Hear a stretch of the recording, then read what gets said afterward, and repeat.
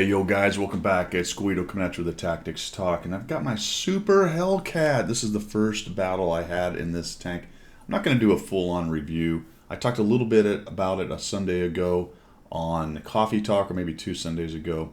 But everyone who's got this is going to have it, I guess, because you can't buy it, right? So doing a full-on review, everyone's probably played it a couple times, but I wanted to do just one game and kind of show you this tank because it's kind of interesting. It's a tier 7 tank and not exactly a premium. It doesn't make extra credits, but it does train your crews and will give you extra experience, I believe, in the crew.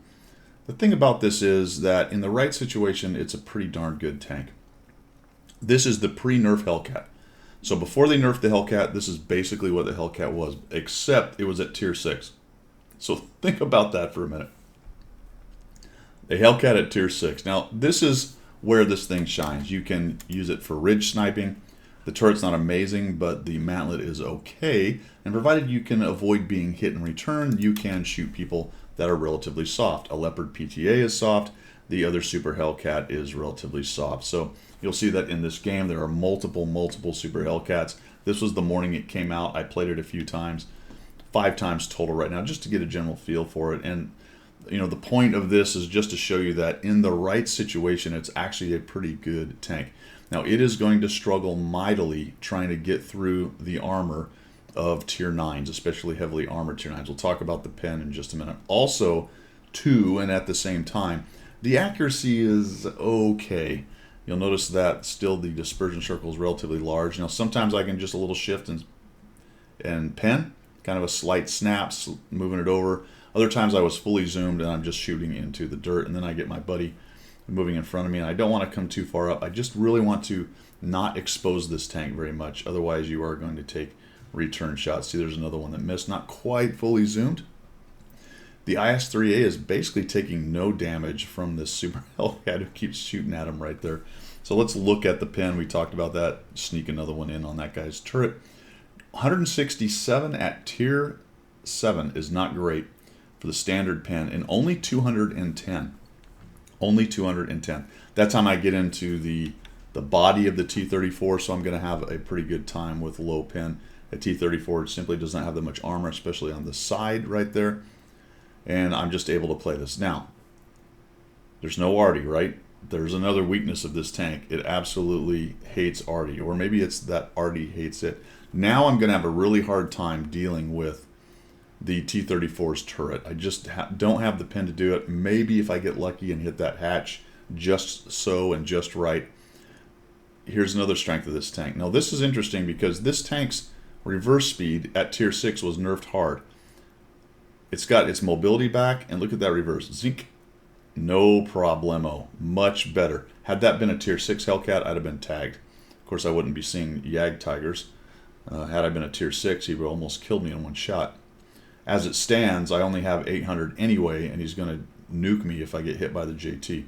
So the KB5 comes back this way, and now I'm just trying to sneak something in. I kind of noticed that the IS-6 is over there. I sneak one into the bottom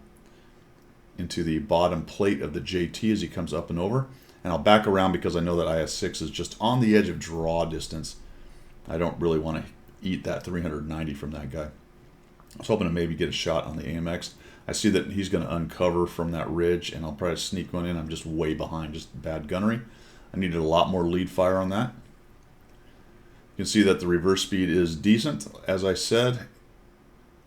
And that's going to help it be a little bit more survivable when it's going after the tier 9s and tier 8s and things that it's going to see a lot of as a tier 7. Still, though, tier 7 matchmaking is pretty good. I'm going to head up here and try to get a little high. See if I can come up and over this hill and surprise this ISM a little bit, but he backs behind that ridge.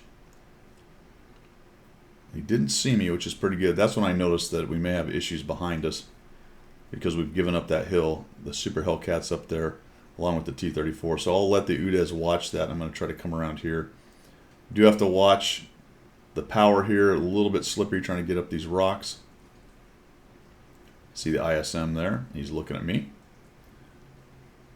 I'm hoping guys up on our sniper hill there, like the Su-101, will start shooting at them, but they're kind of busy looking the other way. So the ISM is now headed off that way. He turns his turret. I can see his gun's not looking at me, so I'll sneak one into him, get the track out of it. And that nice reverse speed gets me right on out of there. Looks like they've dealt with the super Hellcat that was above us, but they're still messing with the 34. Then he dies, so that frees up worrying too much about what's going on behind me. I notice my buddies are going to come around. The JT is on the other side of the dune, so I don't have to worry about him. I try a snap and I end up missing right there. Struggling a little bit on this sand dune, trying to get up. There we go. And then he comes at us with his good armor. And now that I don't have any special rounds, I don't have any gold, that's going to be hard. It turns a little bit sideways. I maybe sneak one in, but I miss. And it's just, the gun is just still a little derpy, and that's always kind of been how the Hellcat has been, actually. Just a little bit derpy. Looking for a shot, but he dies. I see the JT. Will come on in here. He shoots at me. Maybe, I don't know if it was at me or maybe at the KV5, but he misses. So I'm going to hurry up here. Look at the nice speed on this thing now. It's much more mobile. The other big thing that this has over the Tier 6 is the turret traverse is pre-nerf speed. So the turret traverse, while it was pretty bad beforehand, and this is what you have now, it's way worse with the Tier 6. It's just painful. So it's much easier now to get that turret online. And it will play a little more like a medium in these end game situations like we have here than the new one will. The new one struggles mightily to keep its turret online with any kind of maneuvering. So we got the KV5 coming up behind me. I'm hoping that we can get this JT busy, so I need to find this dude. There he is. He's looking at me. Takes a shot. And the problem with that is I'm not quite there to get going, and the JT reloads very quickly. So I try to track him, but I don't. And I try to get close enough that I can't take it, and he just barely gets his gun on me. There's that turret traverse coming around, so try to go for a track. We get that. Turning the hole in the tank, get out of the KV5's way. In the past, he would have had a good chance of killing me, but he actually takes him down with a little help from the UDES 16. And we'll head over here looking for the other Super Hellcat and the Type 54, or the T-54. I don't think I get any more shots. The other Super Hellcat's way over there, yeah. So he's driving around. Let's speed this thing up. I think I go for one shot here, maybe. Yeah, he wasn't even above there. And they track him down. Boom, done. All right, so there you go. Super Hellcat, the pre-nerf version of the old Tier 6, which was really like a Tier 6.5. Unfortunately, what you have now is another Tier 6.5, right? So the Hellcat's been, the normal one's been turned into a Tier 6 because of the nerfs. This is the Super Hellcat, which used to be the old Hellcat. It is now a Tier 6.5, but it lives at Tier 7. So it's not terrible, don't get me wrong. It is quite a fun little tank, but don't expect it to be, you know, doing that TD thing of just penning the snot out of everything. You're going to have to be a little bit more mobile, a little bit more clever. Use the camo sniping capability, but also look for opportunities to flank and get around the side. Then you can start working with its rate of fire and its DPM and doing some good work.